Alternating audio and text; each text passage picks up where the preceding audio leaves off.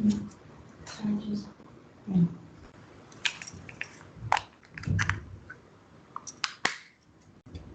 evening, students. Today in this class we are going to complete the second part of the lesson. What's the language of the future? Second year lesson. And this is written by, this lesson is taken from a book written by Henry Hitchings. Henry Hitchings is a British author. He was a famous film critic and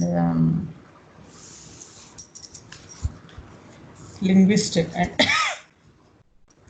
educationist and writer of modern England.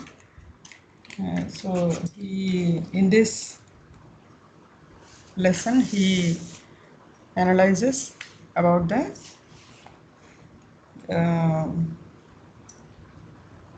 language of the future. What will be the language of the future? In future, what will be the language of the world? The global link language. What will be the link language? So in this essay, he analyzes how English language has attained this position, this prestigious position as a global language, and how it has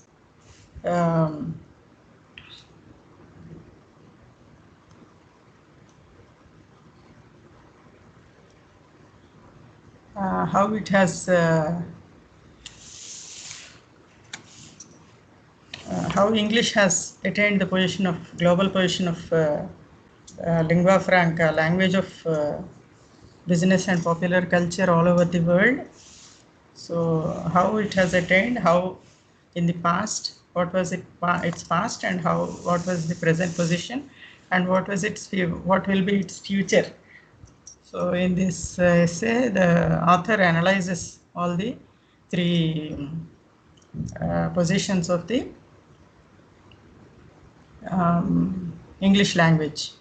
So he says, Henry Hitchings says, the propagation of English is not a happy accident. It was an industry. So the hard work of many people went into this propagation of the language.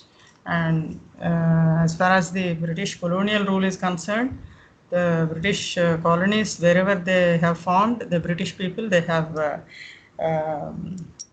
incorporated this language, English language, into the popular culture of that country, and thus it got assimilated into the culture of that country, and it became the second language or an official language of the people, of the general communication and informal communication, and the multimedia and all the business and culture is related with English today. So more and more people are opting for their children to send for English medium education, and the author says this is a part of urbanization. Choosing English as the language for communication and English as the language for studies and for higher studies, for school studies, college studies and higher studies, all these are part of urbanization, and thus it has the impact, thus the whole society, whole societies, and like in India, we got this English assimilated into the country during colonial rule, and for those 200 years they have imposed it by force, but later on it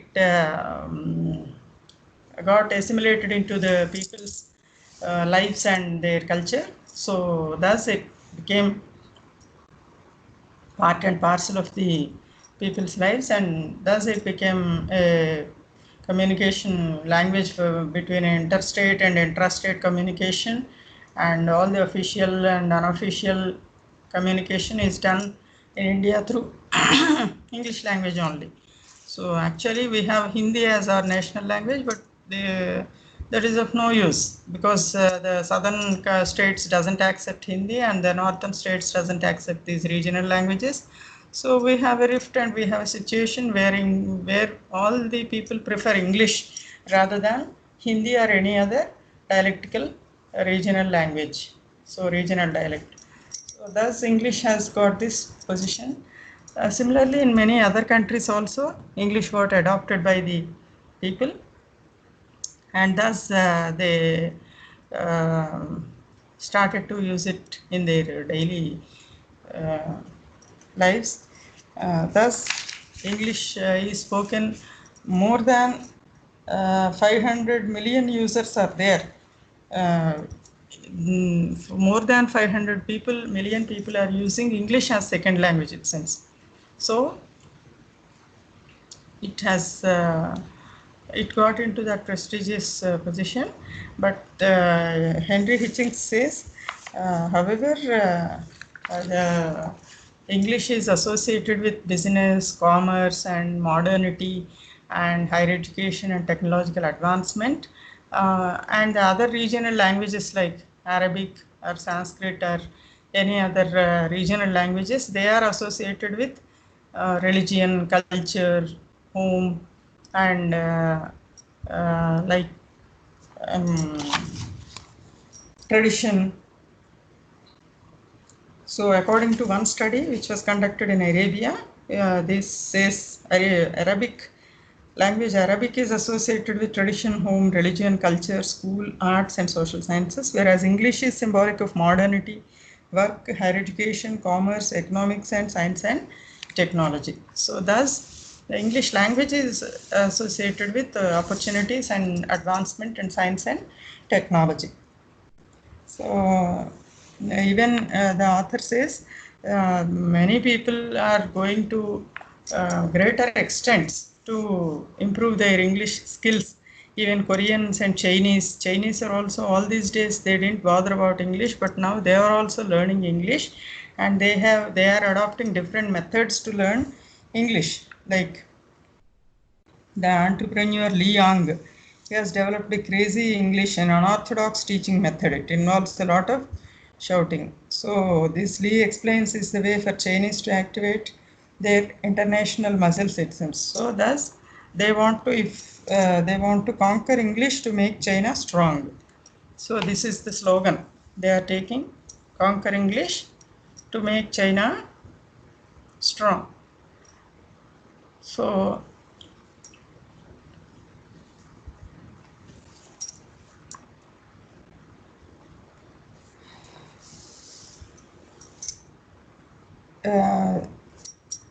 he says even Chinese are learning English.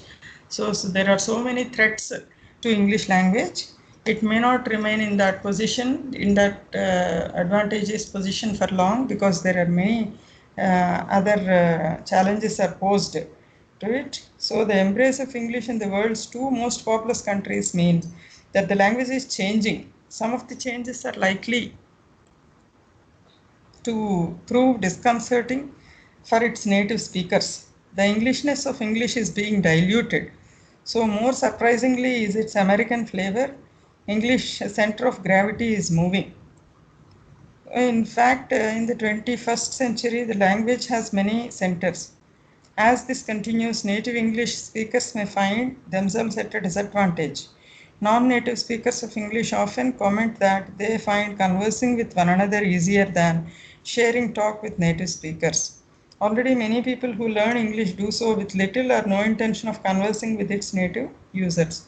So people are learning English just to communicate among themselves, not to communicate with the native speakers.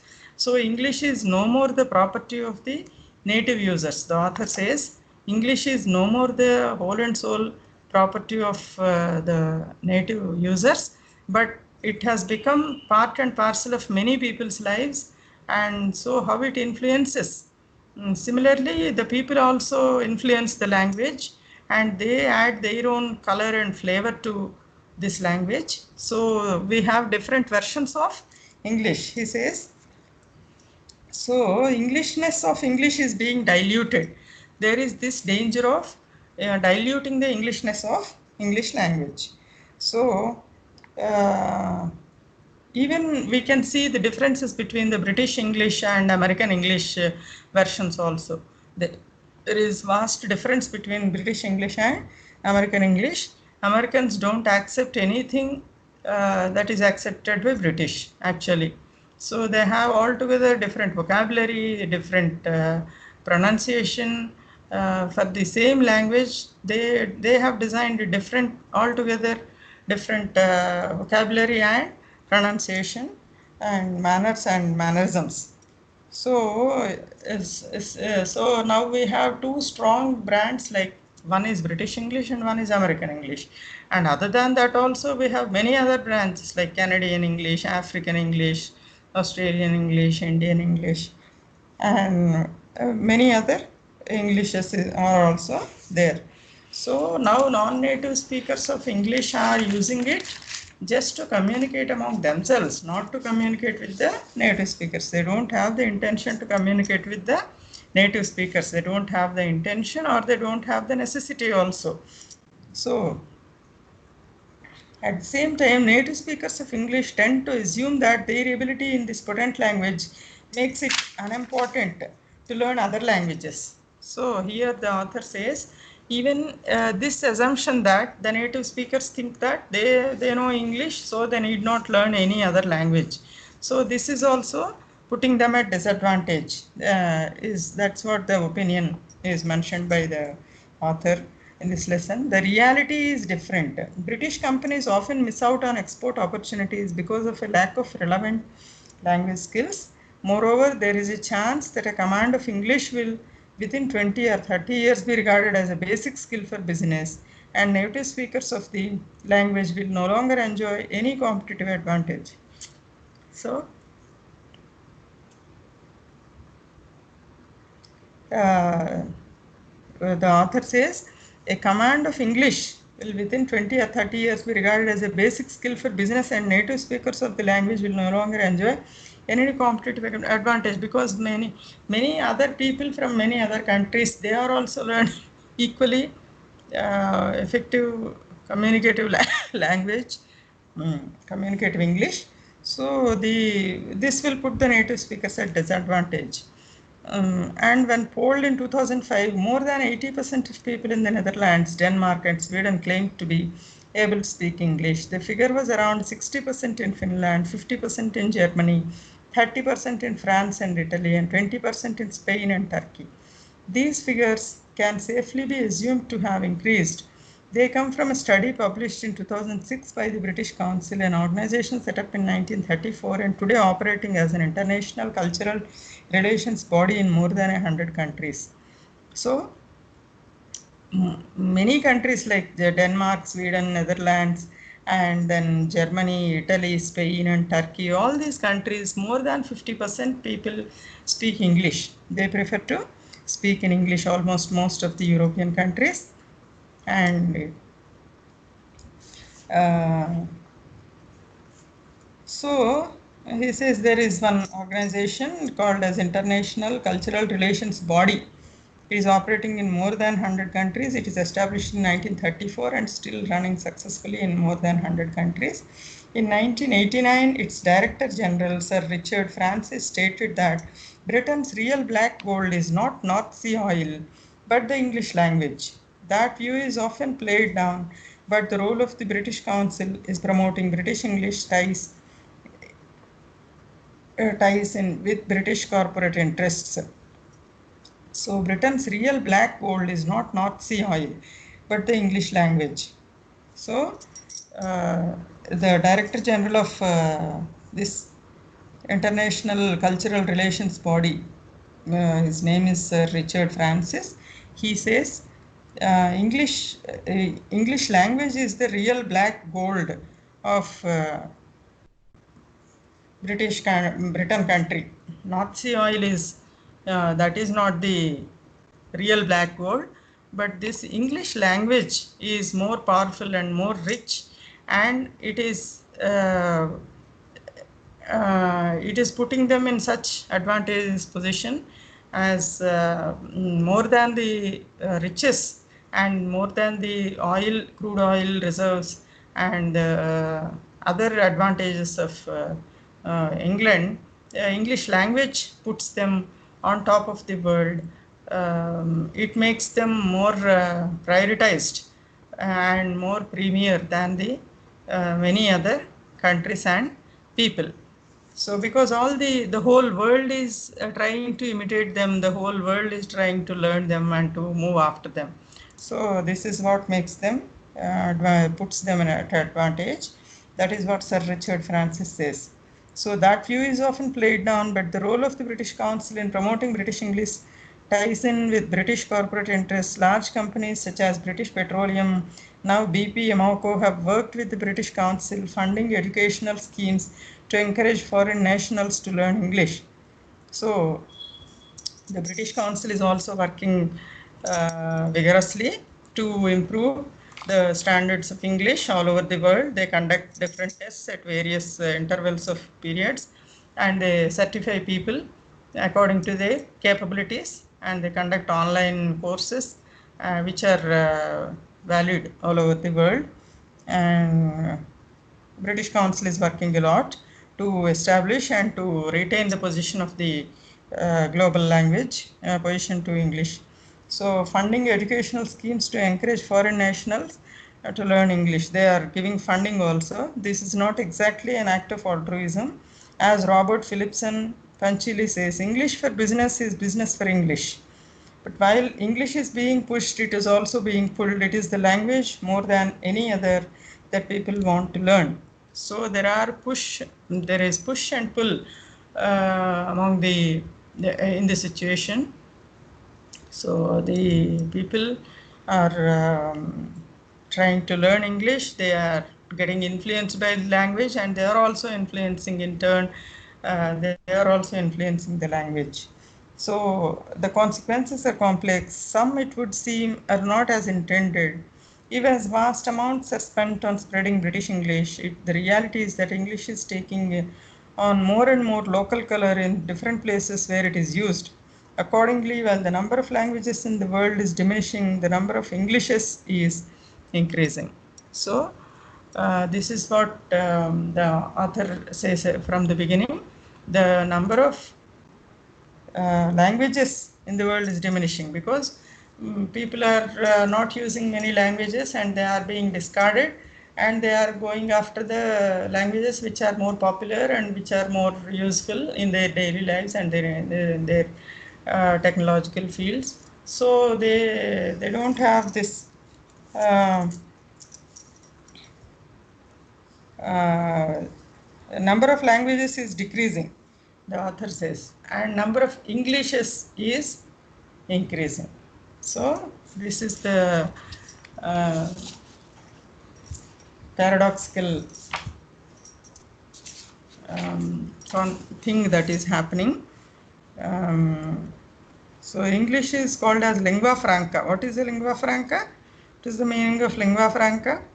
A lingua franca is link language, a language used for communication between groups of people who speak different languages. And there are other difficult words. Just see. Insatiable is impossible to satisfy. And there is another word, unpurposed. This means without intention. So you can see yesterday we have discussed till this 7th slide. English is adopted as second language across countries across the globe. Number of people using English is far greater than the number of native speakers. And rich Koreans pay for their children to have an operation that lengthens the tongue so that it helps them speak English fluently. This is what says Mark Abley study. And then Henry Hitchens observes that English are not able to keep up its global leader position for long because it faces challenges from other languages like Mandarin Chinese and Spanish. But what is the disadvantage? They have Mandarin Chinese is spoken only in one area, that is in one country, though by a large number of people. And Spanish speakers are spread only in two countries, Spain and America. But neither Mandarin Chinese or Spanish are used as lingua franca, so they may not be a good substitute for English.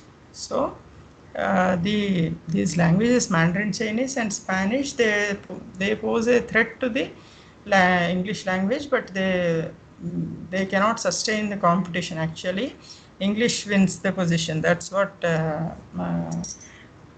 Henry Hitchings says. And the essay also speaks about the challenges that may come from within. Most of the English writers flavor their language with abundant usage of foreign words, which acts to dilute the originality of English language. So this is an advantage as well as a disadvantage. So because English is becoming rich and rich by adding new words from different languages, by absorbing all the new words from different languages, but it is also diluting the Englishness of the English, originality of English language. That's what Henry Hitchings says. So major threat to English language comes from the most populous countries, India and China. So India has adopted English as its second language from the colonial times, which turns out to be beneficial for Indian workforce now. So China did not learn English until recently, and now they are learning it fast. Then the people from these two countries use English for their benefit. The language may change, which may lead to the dilution of Englishness in English, because they add Indianness or Chinese culture and flavor to the English they are using. So definitely we have a different flavor called as Indian Bharat brand of English, like R.K. Narayan has opined. So already British English has a strong opponent in American English, which has an entirely different set of rules for the same language. Now Indians and Chinese may use it according to their convenience, which may put the native speakers at disadvantage. Moreover, the native speakers of English feel overconfident that they never try to learn any other language, which puts them at a disadvantage. This is what Henry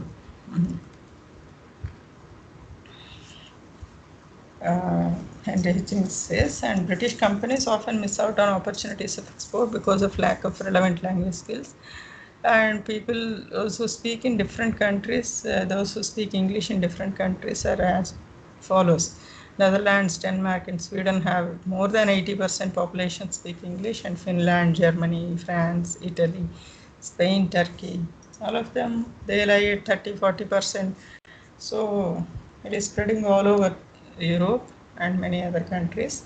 So this is what he says. And the meanings, if we see the difficult words, so propagate means to publicize, to make widely known. And ascendancy means domination, a position of power. And auxiliary and mortification. Auxiliary is supplementary, something used as a reserve.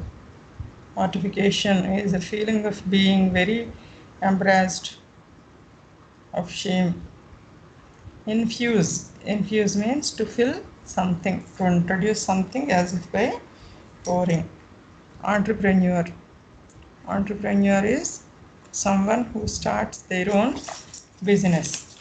They are called as entrepreneurs. And unorthodox is unusual or unconventional. Dissent means disagreement and opposition. Then racism is the belief that other races of people are not as good as your own, discrimination on the basis of race. Ardent is enthusiastic and passionate. Conviction is a strong opinion or belief. Disconcerting, a feeling of being confused, worried, embarrassed. And center of gravity is an imaginary point in a body of matter where the total weight of the body may be thought to be concentrated. Potent is very powerful or effective. Tie-in, to have a connection or harmonious relation. Robert Philipson, Professor Emeritus and a strong advocate of multilingual education and linguistic rights, best known for his book Linguistic Imperialism. The reference is here is to his book English Only Europe. Altruism is unselfish concern for the welfare of others, selflessness.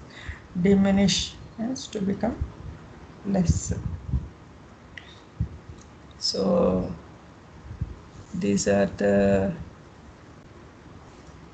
difficult words, and the questions you have to prepare from this lesson are: what is the status of English in the 21st century? What are the Arabic and English languages associated with United Arab Emirates? What helped the spread of English language in the past and what helps it spread in the present? And what example does the author cite to show the craze for English in Korea? And which two languages may appear to pose a challenge to English in the 21st century? What are their strengths and weaknesses? That is Mandarin, Chinese, and Spanish. And what does the author mean when he says that the main challenge to English may come from within? Which two countries are mentioned as potential sites of challenge to the English language? Why are the Chinese learning English in large numbers? Which unconventional method of teaching English in China does the author mention? What is the result of the two most populous countries adopting the English language? How does it affect the native speakers of the language? What disadvantages are the native speakers likely to face for knowing only English? How does the author show that English has both pushed and pulled? What is the result of English spreading to different places?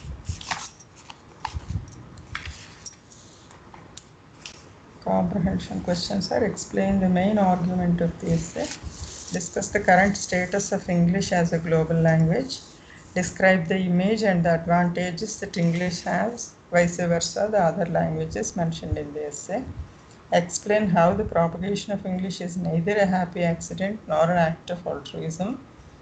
According to the author, what kind of English is likely to emerge in the near future? What, according to Hitchings, is likely impact of center of gravity of English moving? So this is the lesson, language of the future. If you can learn the main points from this these slides, that is enough. So if you can take take notes from these slides. This will help you to prepare your notes, your own notes for all the comprehension questions or annotations. Whatever may be asked from the lesson, you can answer the questions from this by using these points. The first two slides are about the author, and then this is about the from the third slide it is about the essay. These are the important points in the lesson which you can use to prepare your notes. So this is about the lesson, language of the future. Thank you.